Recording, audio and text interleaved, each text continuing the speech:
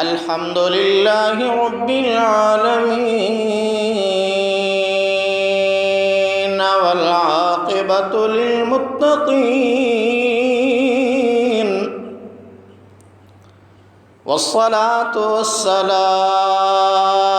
अला अशरफिल अंबिया वल मुरसलीन वअला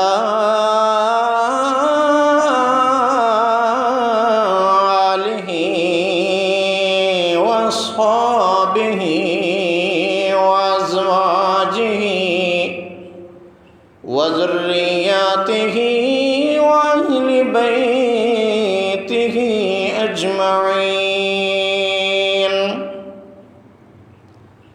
अम्मा बअद फ़क़द क़ाल अल्लाहु तबारक व तआला फ़िल क़ुरआनिल मजीद वल फ़ुरक़ानिल हमीद। फ़अऊज़ु बिल्लाहि मिनश शैतानिर लईनिर रजीम। बिस्मिल्लाहिर रहमानिर रहीम। या निसा अन्नबिय्य मन यअति मिनकुन्न बिफ़ाहिशतिन मुबय्यिनतिन युदाअफ़ लहल अज़ाबु ज़िफ़ैन व कान ज़ालिका अलल्लाहि यसीरा। आमन्तु बिल्लाहि सदक़ल्लाहुल अलिय्युल अज़ीम व बल्लगना रसूलुहुन नबियुल हबीबुल करीमुल अमीन व नहनु अला ज़ालिका लमिनश शाहिदीन वश्शाकिरीन वज़्ज़ाकिरीन वल्हम्दुलिल्लाहि रब्बिल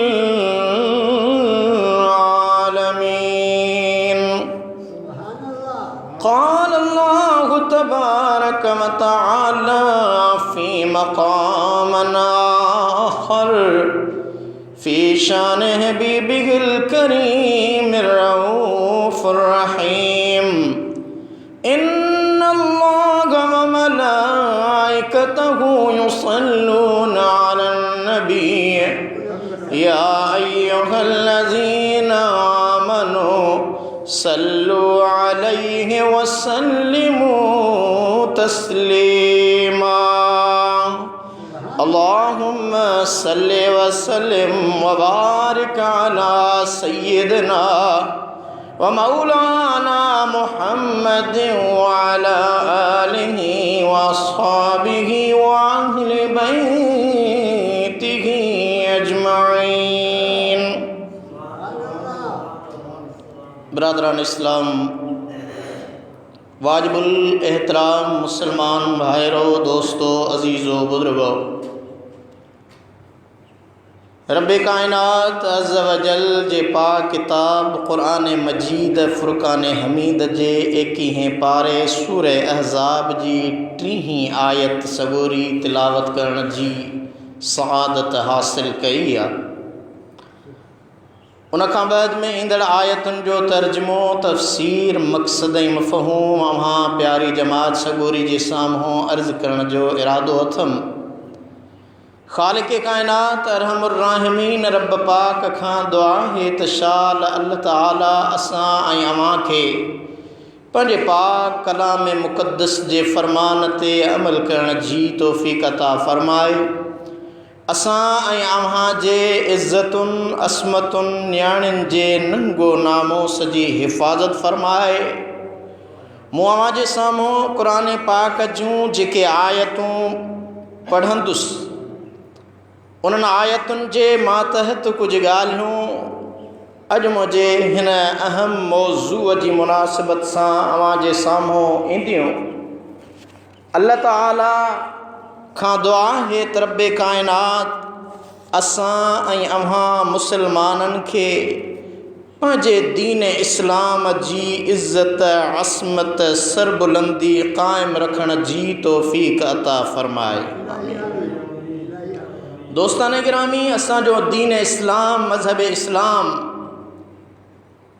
सिर्फ़ मुसलमाननि जो मज़हब न पर आलम इंसानियत जो मज़हब आहे। अमुन भाईचारे प्यार पाबोह जो पैगाम ॾियण वारो, असांजे लजुनि जी हिफ़ाज़त सेखारण वारो मज़हब इस्लाम नफ़रतूं कुदूरतूं दूर करे मुहब्बत जे मैदान खे कोशां निरालो रखण वारो मज़हब आहे। ऐं असां ख़ुशनसीब आहियूं जो अल्लाह ताला असां अव्हांखे अहिड़ो सचो सचो मज़हब अता फ़रमायो। मुसलमानान गिरामी, मूं अव्हां जे साम्हूं जेका आयत सगोरी तिलावत कई आहे, उन आयत सगोरीअ जी तिलावत तर्जुमे तफ़सीर खां अव्वल अव्हांखे ॿुधायां त असां अव्हां जे मुआशिरे में रहूं था, उते गुलाब समेत मुख़्तलिफ़ गुलनि जा बाग़ थियनि था, फ़सुल बूटा थियनि था। अव्हां ॾिठो हूंदो त गुल जेसिताईं मुखड़ीअ जे परदे में महफ़ूज़ आहे, तेसीं ताईं अमुन ऐं अमान में आहे। जंहिं वक़्तु मुखड़ीअ मां निकिरी निर्वार थींदो आहे त बुलबुलनि जे चंबनि ऐं चुंबनि खां पटिजी पुरज़ा पुरज़ा थींदो आहे। आयो ऐं वियो गुल खे टिड़ियल ॾिसी छिनी छॾींदो आहे, पंहिंजे सिंघण वारो मक़सदु पूरो करे। ऐं जॾहिं उहो गुल कुमाणिजी वेंदो आहे त कुमाणियल गुल खे फिटी करे छॾींदो आहे, ऐं हर ईंदड़ वींदड़ माण्हूअ जे पेरनि में उहो साॻियो गुल लताड़जंदो रहंदो आहे। दोस्तो, इहो ई साॻियो हाल ऐं हशर असांजी उन न्याणी अमड़ भेण जो आहे जेका आज़ाद ऐं आवारा बणिजी मैदान अमल ते इस्लाम जूं हदूं ओरांघे निकिरे। नतीजे में कॾहिं कारोकारी जो वेस पहिरे सिर अॾीअ ते रखंदी आहे त कॾहिं मुख़्तलिफ़ मरहलनि मुआमलनि जे अंदरि पंहिंजा अण मिटजंदड़ निशान छॾणा पवंसि था। ऐं पोइ मुआशिरे जे अंदरि उन न्याणी उन औरत जो जीअण जंजाल थी वेंदो आहे जेका इस्लाम जूं शरीयत जूं हदूं ओरांघे हलंदी आहे। दोस्तान गिरामी, असांखे अल्लाह जे प्यारनि कामिलनि आरिफ़नि वलियनि बि इहो ई सम्झायो आहे त वठियो वञ वाट। मुंहिंजे मुर्शिद भिटाई फरमायो, वठियो वञ वाट कंदुम फेरज केॾहीं, न त लौणे फेर लपाट लॻंदी आई लतीफ़ चए। दोस्ताने गिरामी, नफ़्स जो सभ खां वॾो चोर निगाह आहे। सच इहो आहे त नज़र जो फितनो इंतहाई अज़ीम ऐं ख़तरनाक तूफ़ान आहे जंहिंखां सॼे लिङे बचण सभु कंहिंजो वस नाहे। उते चङे मथे ऐं खरे खोटे जी सोच ऐं साञाघ मोकिलाए वेंदी आहे। उते इंसानियत जूं हदूं ओरांघे हैवाननि ऐं वटनि वांगुरु गोर चलणो पवंदो आहे। अखि खे ग़लति इस्तेमाल खां बचाइण ही अखि जो हक़ आहे। उन जी क़दुरदानी इहा आहे त उनखे सही जाइ ते इस्तेमालु कयो। अफ़सोस जो अॼु असां अल्लाह ताला जे उन अज़ीम नेमत खे नाजाइज़ ऐं मन कयल शयुनि जे ॾिसण में एतिरो त मसरूफ़ रखी रहिया आहियूं जो असांजे दिलनि मां उन बुराईअ जो अहसास बि ख़तमु थी वियो आहे। न रुगो एतिरो पर वॾी फ़ख़ुर ऐं जुर्रत सां इहो नारो खणंदा आहियूं त ही छा आहे ए बेहयाई तेरा आसरा। दोस्तो, न वञ विञाए दीद जी दौलत कयूं दीदार बाज़ी था, निहोड़े नूर जी नेमत कयूं दीदार बाज़ी था। असांजो विरद बस ही थियो भला बेदार जो छावियो, मिलाए खाक में इज़्ज़त कयूं दीदार बाज़ी था। अल्लाह ताला मन कई आहे उन्हनि अमलनि खां ए इंसान ही निगाहूं तोखे अल्लाह ताला पंहिंजे ज़िक्र शुक्र पंहिंजे नेमतुनि ॾिसण जे वास्ते ॾिनियूं आहिनि, अबे अमण जे दीदार वास्ते ॾिनियूं आहिनि, कामिलनि जे कलाम ॿुधण लाइ उन्हनि जी ज़ियारत वास्ते ॾिनियूं आहिनि। इन्हनि अखियुनि जो इलाज अल्लाह ताला पंहिंजे पाक कलाम मुक़द्दस में भी समझायो आ त मुझे आका मदीने वारे मीर सल्लल्लाहु ताला अलैहि वसल्लम जे हदीसुन में भी आयो आ, ए इंसान अल्लाह ताला तोखे कहिड़ी शइ जे लाइ पैदा फरमायो आ ऐं ए इंसान तो कहिड़ी वाट वरती आ। दोस्तो अवां ॾिठो हूंदो त मोती जेके पाण हीरो चऊं लाल चऊं उहो मोती हिकु बेबहा क़ीमती शइ आ, पोइ बि अल्लाह ताला उनखे सिप जे पर्दे में रखायो आ ऐं उहो बेबहा मोती समुंड मां मिलंदो आ। समुंड जे तरे में उहा अजीब क़िस्म जी सिप हूंदी आ, उन सिप जे अंदरि अल्लाह ताला उन मोतीअ खे महफ़ूज़ फरमाए छॾियो आ। पर मोती जॾहिं सिप खां ॿाहिरि निकिरी ज़ाहिर थींदो आ, हर हिकु सोनारो सराफ़ ऐं जोहरी उन जी क़ीमत कंदो आ, मुल्ह मुक़ररु कंदो आ। जॾहिं उहो साॻियो मोती कारीगर जे हथ में ईंदो आ त उहो कारीगर उनखे भञी भञी ज़रा करे पंहिंजे ख़्वाहिशुनि मुताबिक़ को गोल ठाहींदो आ, को टिकुंडो ठाहींदो आ, को चौरस ठाहींदो आ, को मुस्ततील जी शिकिल उनखे ॾींदो आ, घणे उनखे मुंडीअ जे लाइ टिकूं तयारु कंदो आ। असुल त हीरो जेसी ताईं सिप जे अंदरि महफ़ूज़ हो तेसी ताईं उनखे को कटण वारो न हो, पर जॾहिं सिप मां निकिरी ॿाहिरि आयो कारीगरनि जे वर चढ़ियो त हुन जी शिकिल तब्दील थी वई। ए मुस्लमान भाउ, इहो साॻियो हशर असांजी उन भेण न्याणी जो थींदो आहे जेका पर्दे जी परवाह न कंदी आहे। जेसि ताईं औरत पर्दे में आहे तेसि ताईं उन मोतीअ वांगुरु महफ़ूज़ आहे, जॾहिं पर्दे खां ॿाहिरि निकिरी निर्वार थींदी आहे हर को माण्हू उन जी असमत ऐं इज़त ॾांहुं निगाहींदो आहे, इज़त तरफ़ पियो तकींदो आहे, उनखे फासाइण जे लाइ क़िस्म क़िस्म जा हीला ऐं हरबा हलाईंदो आहे। जेकॾहिं कंहिं न्याणीअ जी उहा सूंहं सोभियां ज़ाहिर थी पवे थी त वॾे नुक़सान जो अंदेशो थींदो आहे। ख़ानदान जी इज़त आबरू नंग नामूस ऐं ग़ैरत खे साड़े रख करे छॾींदी आहे। ॿिए तरफ़ उहा ई औरत जॾहिं इस्लाम जूं हदूं वांगी ईंदी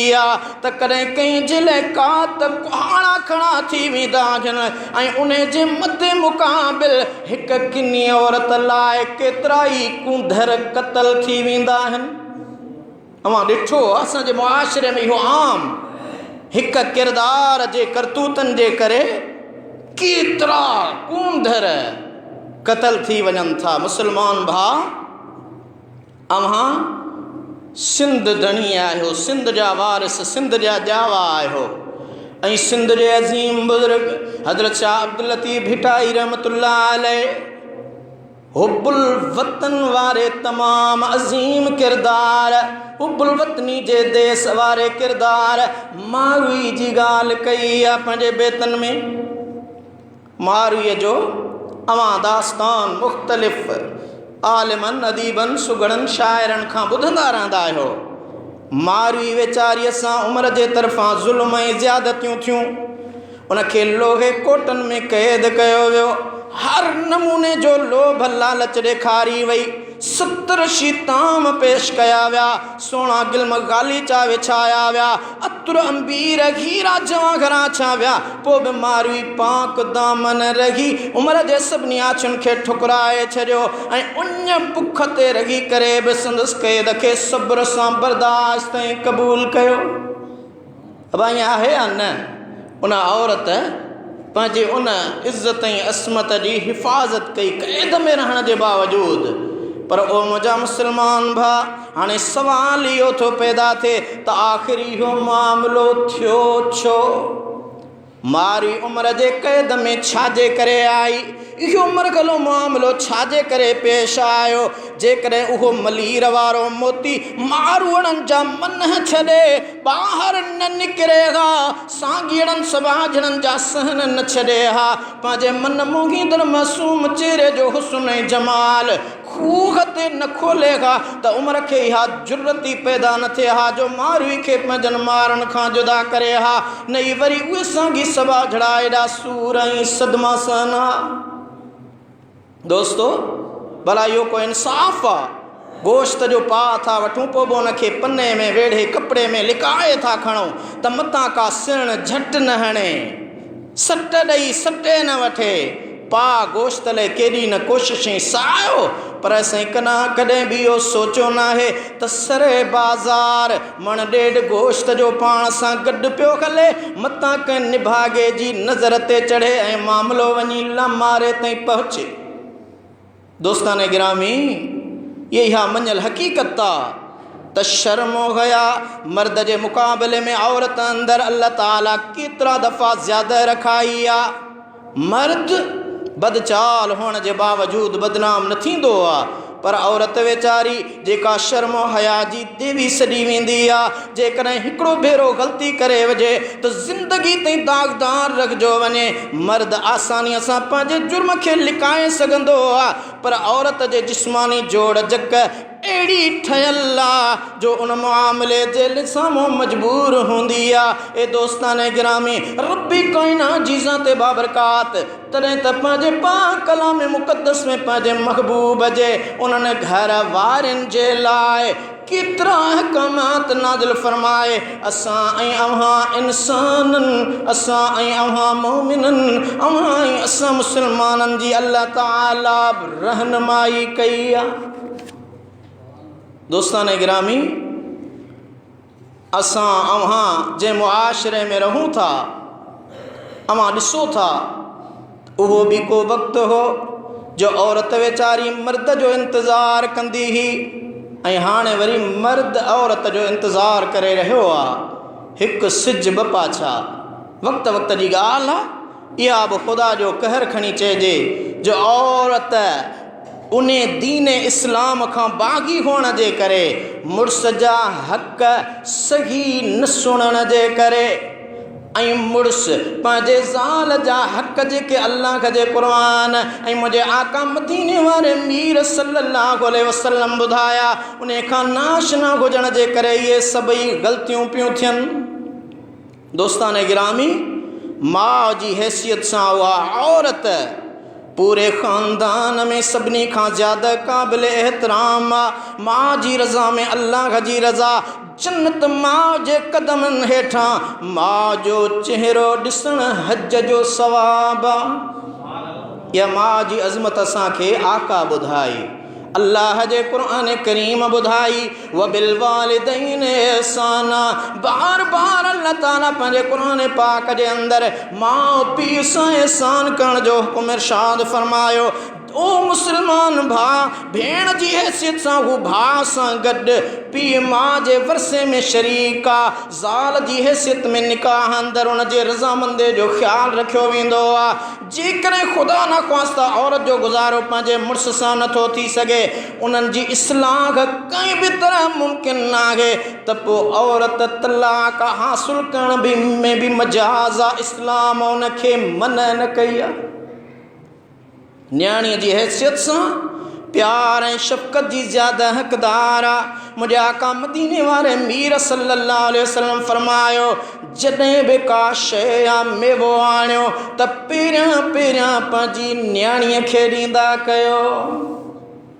आका करीम न्याणीअ जी औरत जी इज़त सेखारे, उहा औरत जेका इस्लाम खां अॻु ज़िंदह दफ़न कई वेंदी हुई, उहा औरत जंहिंजो मुआशरे जे अंदरि को बि क़दुरु न कयो वेंदो हो, लेकिन मुंहिंजे आका करीम जी ज़ात बाबरकात अची करे पंहिंजी उन न्याणीअ जी इज़त ऐं असमत असां खे ॿुधाए करे दुनिया ऐं काइनात जे औरतुनि जो कंध बुलंद ऐं बाला करे छॾियो। उन आका मदीने वारे मीर सल्लल्लाहु ताला अलैहि वसल्लम तॾहिं फरमायो जॾहिं भी का शइ आणियो पहिरियां पंहिंजी न्याणीअ खे ॾियो पोइ पंहिंजे पुट खे ॾियो। अम्मा ख़ातून जन्नत जॾहिं मुंहिंजे आका मदीने वारे मीर वटि ईंदी हुई मुंहिंजा आका मदीने वारा साईं ॿिन्ही जहाननि जा सरदार पंहिंजे न्याणीअ जे इस्तक़बाल में उथी बीहंदा हुआ। अॼुकल्ह कहिड़ो बादशाह हुआ, कहिड़ो हुक्मरान आहे, जेको कहिड़ो पीउ आहे जेको न्याणीअ जे इस्तक़बाल में उथी बीहे। मुंहिंजे आका मदीने वारे मीर पंहिंजी न्याणीअ खे उहा इज़त ॾिनी जंहिं ते काइनात जा इंसान हैरान आहिनि। वाह मुस्तफ़ा करीम अव्हां जी औरतुनि खे इज़त जे ताज पाराइण वारी एॾी क़द्र वारी निगाह तां सां सभई कुर्बान वञूं। दोस्तान गिरामी, असांजा मुर्शिद मुरब्बी सैयदी और मुर्शिदी हज़रत महबूब सजन साईं जन फरमाईंदा आहिनि त घर चमन जे मिसल आहे, पुट मेवा आहिनि ऐं न्याणियूं गुलनि वांगुरु आहिनि। दोस्तो उहो कहिड़ो चमन जंहिंमें गुल न हुजनि ऐं बिना गुलनि जे चमन बेरौनक हूंदो आहे। भलो अव्हां बाग पोखियो, भला बूटा पोखियो, पर जंहिं वण या बूटे जे अंदरि गुल न हूंदा अव्हां जो पार्क कम जो न आहे, अव्हां जो बाग कम जो न आहे। मुंहिंजे आका करीम सल्लल्लाहु अलैहि वसल्लम फरमायो, ओ मुसलमानो अव्हां जो घर जन्नत आहे ऐं उन जन्नत जा पुट मेवा। मुंहिंजे मुर्शिद सजण साईं ॿुधायो त जे पुट मेवा आहिनि त न्याणियूं गुल आहिनि ऐं गुल मां ख़ुशबू ईंदी आहे, गुल जो वास वठिबो आहे। आका करीम उहो अमल करे ॾेखारियो। हुज़ूर जॾहिं ईंदा हुआ पंहिंजे घर जे अंदरि अम्मा ख़ातून जन्नत वटि तशरीफ़ फरमा थींदा हुआ। आका करीम पहिरियां त पाण उथी बीहंदा हुआ पंहिंजी न्याणीअ जे इस्तक़बाल में ऐं आका करीम न्याणीअ खे पंहिंजी जाइ ते वेहारींदा हुआ। ख़ातून जन्नत खे ॿिन्ही जहाननि जो सरदार न्याणीअ खे पंहिंजी जाइ ते वेहारे ऐं आका करीम पंहिंजे न्याणीअ जे पाक पेशानीअ ते चुमंदा बि हुआ त सुंघंदा बि हुआ। अम्मा साईं अर्ज़ु कयो, बाबा अव्हां जो मुंहिंजी पेशानीअ खे चुमण त पितरी शफ़क़त आहे, भला अव्हां मुंहिंजे पेशानीअ खे सुंघंदा आहियो। मुंहिंजे आका मदीने वारे मीर छा फरमायो, सुभान अल्लाह चओ त ॿुधायो।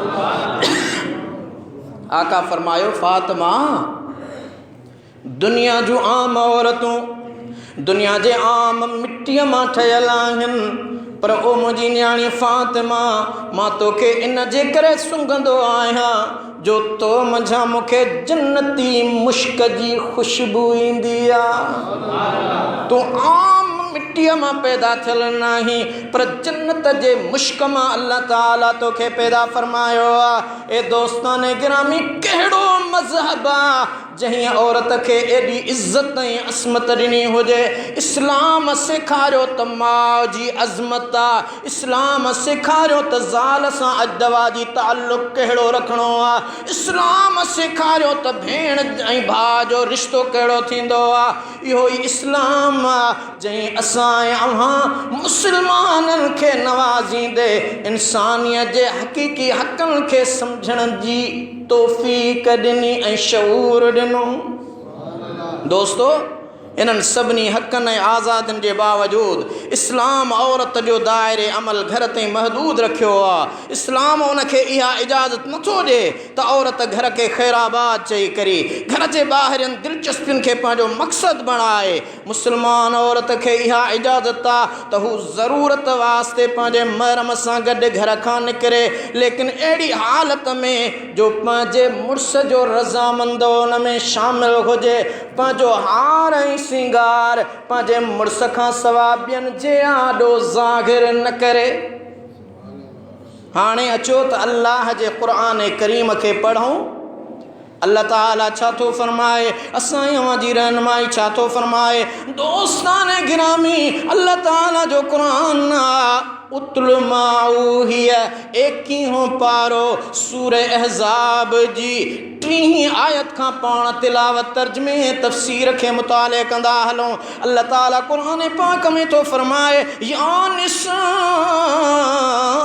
नबी मय्यत मिनकुन्न बिफाहिशतिन मुबय्यनतिन युदाफ लहल अज़ाब ज़िफ़ैन व कान ज़ालिका अलल्लाहि यसीरा।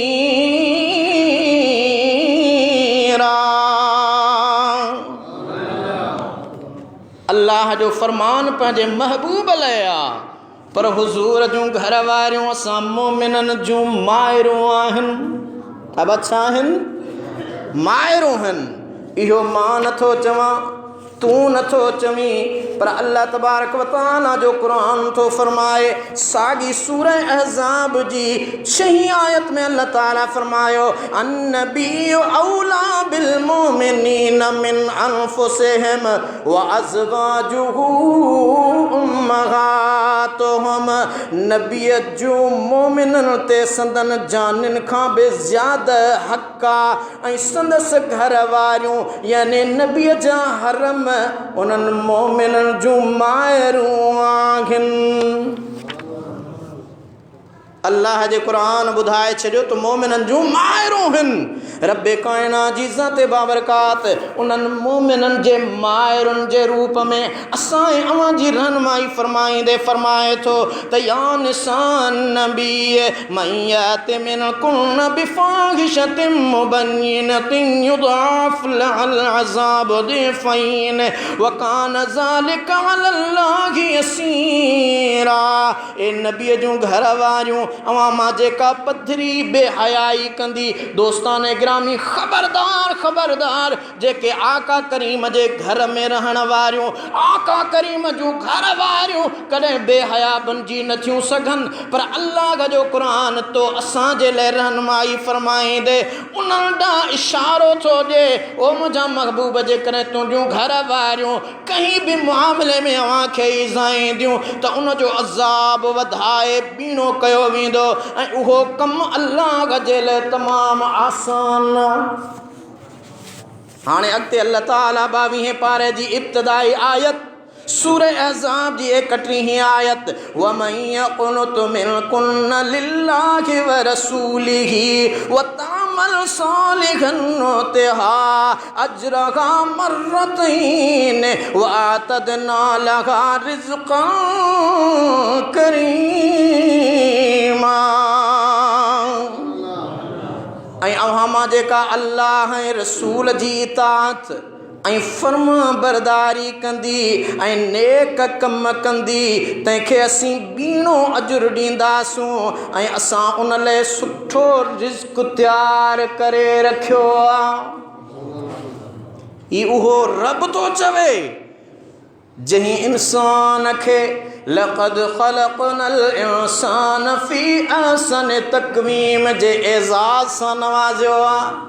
जे इंसान के अशरफुल मखलूकात बनायो वो अल्लाह तो फरमाए पंहिंजे पाक कलाम मुक़द्दस में उन्हनि औरतुनि जे लाइ न्याणियुनि जे लाइ जेके अल्लाह खे उन जे रसूल जी इताअत ऐं फर्मा बरदारी करण वारियूं आहिनि उन्हनि खे रब थो चवे जेकॾहिं अव्हां मूं अल्लाह जी इताअत ऐं मुंहिंजे रसूल जी फर्मा बरदारी कंदो त उन जे बदिले मां अल्लाह अव्हां खे ॿीणो अजुर बि ॾींदुसि त उन सां गॾोगॾु अव्हां जे लाइ सुठो रिज़्क तयारु कंदुसि तयारु करे रखियो आहे। दुनिया जे अंदरि इज़त ऐं असमत आख़िरत महशर मोचारो। अॻिते अल्लाह ताला सागी सूरह अहज़ाब जी 32 आयत में फरमायो या निसान नबी लस्तुन्न कअहदिम मिनन निसाए इन इत्तक़ैतुन्न फला तख़दअन बिल क़ौल फयत्मअल्लज़ी फ़ी क़ल्बिही मरदुन वक़ुल्न क़ौलन मअरूफ़ा।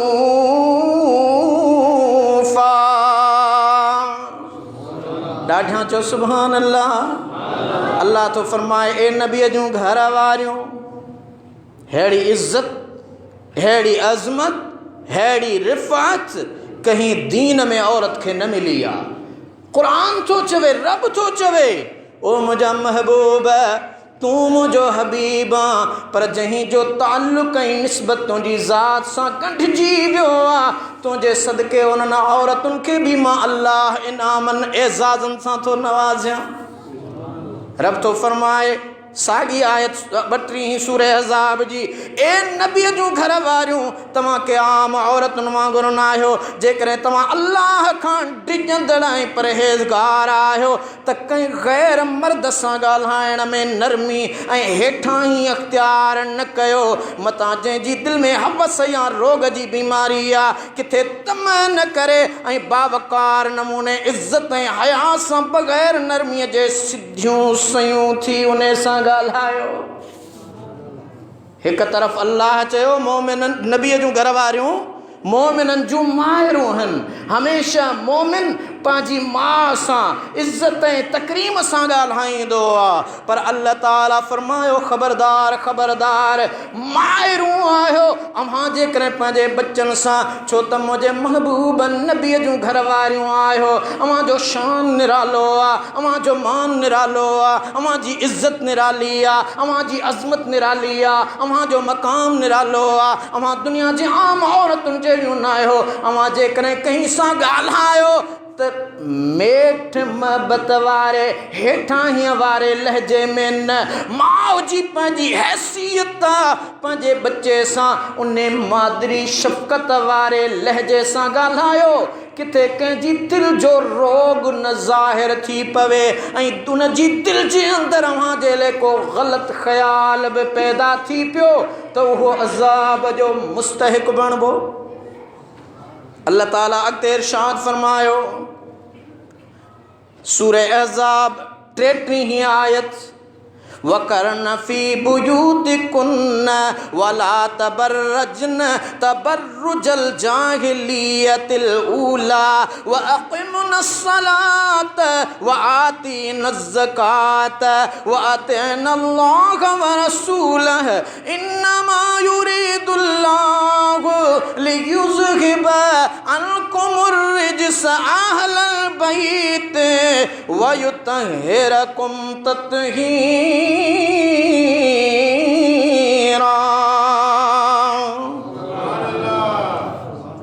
कुरान में रब तो फरमाए ओ मुझे महबूब जूं घर वारियूं ए औरतूं ज़ाहिरी हुक्म उन्हनि लाइ आ पर हे हुक्म क़यामत ताईं तुझी मुझी माँ, तुझी मुझी भेण, तुझी मुझी न्याणी नंग जे लाइ बि आहे। रब तो फरमाए ऐं पंहिंजे घरनि में रहो। अॻी जाहिलियत जे दौर जे औरतुनि वांगुरु सिंगार ऐं ॾेखाव न कयो। अब क़ुरान सचो आहे न।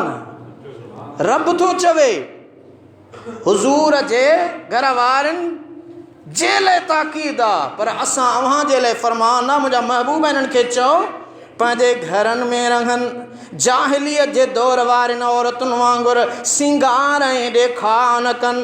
जाहिलियत जे दौर में औरतूं नीम ओरियां ऐं छाती उघाड़ी करे हार सिंगार जो इज़हार कंदियूं हुयूं जेको हिन वक़्तु अव्हां मुआशिरे में ॾिसो पिया। अॼु खां 1400 साल पहिरियां अल्लाह ताला उहा ॻाल्हि क़ुरान में लिखी आहे। ख़बरदार ए मुसलमान तुंहिंजी माउ भेण खे इहा ज़ैब नथो ॾिए त तूं ईअं कर। उन खां पोइ छा कयो? अल्लाह ताला फरमायो व अक़िमनस सलात व आतीनज़ ज़कात व अतिअनल्लाह व रसूलह ऐं तव्हां नमाज़ क़ाइमु कयो ऐं ज़कात ॾींदियूं रहो ऐं अल्लाह ऐं संदसि रसूल जी फ़रमान बरदारी करियो। जीअं अल्लाह जो हुकुम अचे, जीअं रसूल अव्हां खे चवे ईअं कयो, ॿियनि जे चवण ते न लॻो। इन्नमा युरीदुल्लाह, हाणे अल्लाह उन्हनि जी अज़मत बुलंदी बालाई मक़ाम ऐं मर्तबा बयान थो फरमाए। इन्नमा युरीदुल्लाह लियुज़हिब अन्कुमुर रिज्स अहलल बैत व युतहिरकुम तत्हीरा।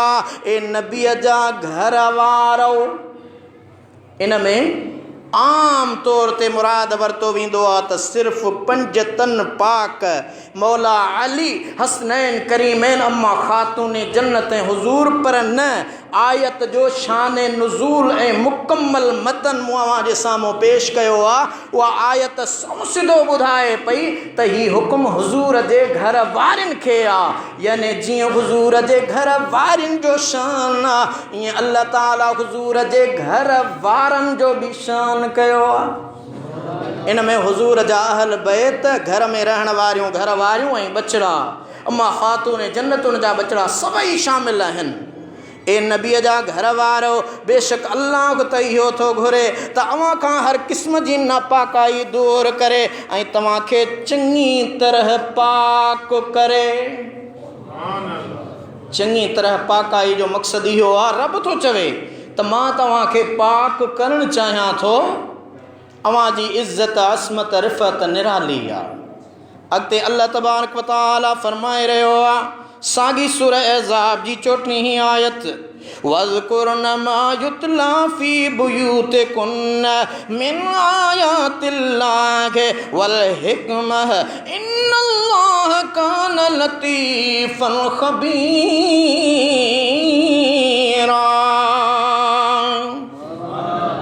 ऐं तव्हांजे घरनि में जेके अल्लाह जे आयतुनि ऐं दन ऐं हिकमत जे ॻाल्हि हिन मां पढ़ियो वञे थो, उन्हीअ खे यादि कयो।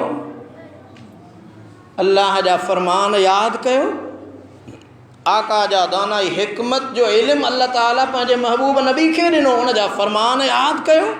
जीअं रब अव्हांखे चवे थो ईअं कयो, उन ते अमले तिर्ज़े अमल ज़िंदगी गुज़ारियो, यकीनन अव्हां जे लाइ फ़ाइदो आहे। इन्नल्लाह कान लतीफ़न ख़बीरा, बेशक अल्लाह लतीफ़ ऐं ख़बीर यानी तमामु बारीक बीन हर शइ खां पूरी तरह बाख़बर। अव्हां जेको ज़ाहिरी अमल कयो था उनखे बि अल्लाह खे ॼाणण वारो आहे। ऐं जेकॾहिं अव्हां जे दिलनि में बि का ॻाल्हि आहे, गुझ गूग में करण वारा आहियो, मुआशिरे खां लिकी कयो था, भली ज़माने जे माण्हुनि खे ख़बर नाहे, पर अल्लाह खां अव्हां लिकी नथा सघो। हाणे आख़िरी आयत, वक़्तु पूरो। अल्लाह तबारक व तआला साॻी सूरह अहज़ाब जी 35 आयत में हींअर जेके औरतूं चवनि थियूं त असांखे बराबरी ॾियो, आका इनामदार सल्लल्लाहु अलैहि वसल्लम जूं हदीसूं पढ़ो। आका जी ज़ाते बाबरकात मर्द खे हाकिम कयो आहे, न कि औरत उन जो हाकिम थी सघे थी। भली वक़्ती हुक्मरानी उनखे मिली आहे, इहा हिकिड़ी अलॻि शइ आहे, पर अल्लाह तबारक व तआला मर्द खे हाकिम ऐं मर्द जो हिस्सो बीणो रखियो आहे। मौला काइनात हज़रत मौला अली अलैहिस्सलाम वटि ॿ औरतूं आयूं। ॿिन्ही दावा कईसीं ही पुट मुंहिंजो आहे, ॿी चयो ही पुट मुंहिंजो आहे। मौला अली शेर ख़ुदा खे चयूं साईं फ़ैसिलो कर, पर क़ुर ऐं हदीस जे मुताबिक़ अली इल्म जो दरवाज़ो आहे, उहो ग़लति फ़ैसिलो कीअं थो करे सघे।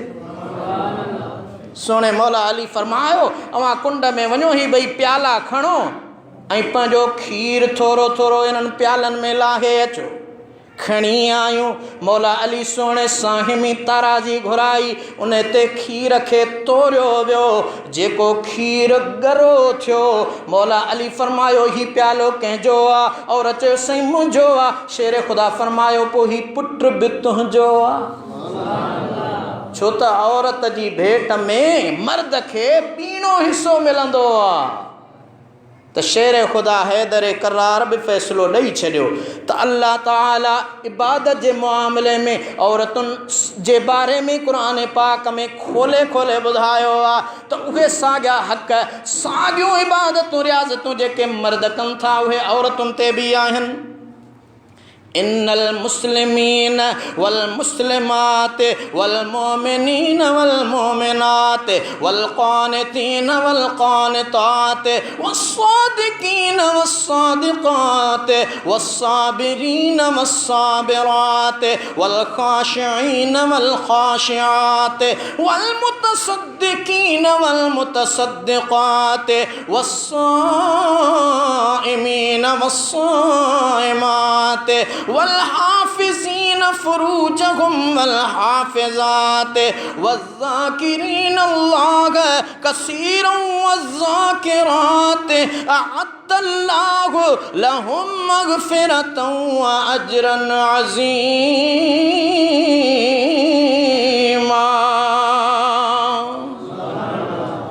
बेशक मुसलमान मर्दें मुसलमान औरतों, मोमिन मर्दें मोमिन औरतों, फरमा बरदार मर्दें फरमा बरदार औरतों, सच्चा मर्दें सच्चों औरतों, सब्र कंदड़ मर्दें सब्र कंदड़ औरतों, आजिज़ी कंदड़ मर्दें आजिज़ी कंदड़ औरतों, खैरात सदको कंदड़ मर्दें खैरात सदको कंदड़ औरतों, रोज़ा रखंदड़ मर्दें रोज़ा रखंदड़ औरतों, पंजन शर्मगाहुन लज्जुन जी निगहबानी कंदड़ मर्दें निगहबानी कंदड़ औरतों, ऐं अल्लाह के घणो याद कंदड़ मर्दें याद कंदड़ ज़ालूं, उन्हनि सभिनी लाइ अल्लाह बख़्शिश ऐं वॾो अजुर तयार करे रखियो आहे। पोइ अल्लाह त तोखे बराबरी ॾिनी आहे मुंहिंजी भेण, बाक़ी कहिड़ी बराबरी खपई? अल्लाह तोखे क़ुरान करीम जे अंदर बराबरी ॾेई छॾी आहे। ही वाहिद इस्लाम दीन आहे जहीं जहिड़ी बराबरी सरासरी कंहिं मज़हब जे अंदर न आहे। तूं जेका बराबरी घुरी थी न, इहो तुंहिंजे ज़िंदगी जे ख़ुदि नुक़सान वारी बराबरी आहे। रब्बे काइनात तुंहिंजे ज़िंदगीअ जे मरहलनि खां वाक़िफ़ आहे। अल्लाह जी ज़ात मर्द खे इज़्ज़त ऐं अज़मत ॾिनी आहे। तूं त हैज़ ऐं नफ़ास में निमाज़ न पढ़ी सघी, मर्द त हर हालत में निमाज़ पढ़े थो। इस्लाम उन सूरत में केॾी रिआयत ॾिनी आहे। नमाज कहीं ते माफ़ ना है, पर हैज़ो नफ़ास औरत जे ज़िंदगीअ जा उहे मरहला जेके रब जे तरफ़ां आहिनि। रब तो फरमाए इन में तुंहिंजे मथां निमाज़ माफ़ आहे। उहा निमाज़ औरत कज़ा करे नथी पढ़े, तोखे कहिड़ी रिआयत खपे? अल्लाह ताला तुंहिंजे मथां एॾियूं महिरबानियूं कयूं। रब्बे काइनात जे हबीब तुंहिंजे कदमनि में जन्नत रखाइण जो ऐलान कयो आहे। ओ मुंहिंजी अम्मा मुंहिंजी अदी, तूं पंहिंजी अज़मत खे सुञाण। तुंहिंजे पेरनि में रब जन्नत रखाई आहे। ही मर्द सभु तुंहिंजे कदमनि जी जन्नत जा मोहताज आहिनि। तूं अञा कहिड़ी बराबरी थी चाहीं? अल्लाह ताला खां दुआ है रब्बे कायनात असांखे मज़हब इस्लाम खे सही समझण जी तौफ़ीक़ अता फ़रमाए। फ़िरके वारीअ जे फ़साद ऐं जाली मज़हबनि खां, छो त मुल्लाईअ जे नाले ते अॼुकल्ह माण्हू इस्लाम जे दुश्मनी खे ज़ाहिर कनि था। मुल्ला जो त नालो आहे, हू ॻाल्हाइनि इस्लाम खे था। सौ सिधो इस्लाम खे ॻाल्हाइण जी जाइ थी अचे न, पोइ लफ़्ज़ मुल्ला इस्तेमालु कनि था। अल्लाह ताला शल इन्हनि खे हिदायत नसीब फ़रमाए। अल्लाह ताला खां दुआ है त रब्बुल आलमीन असांजे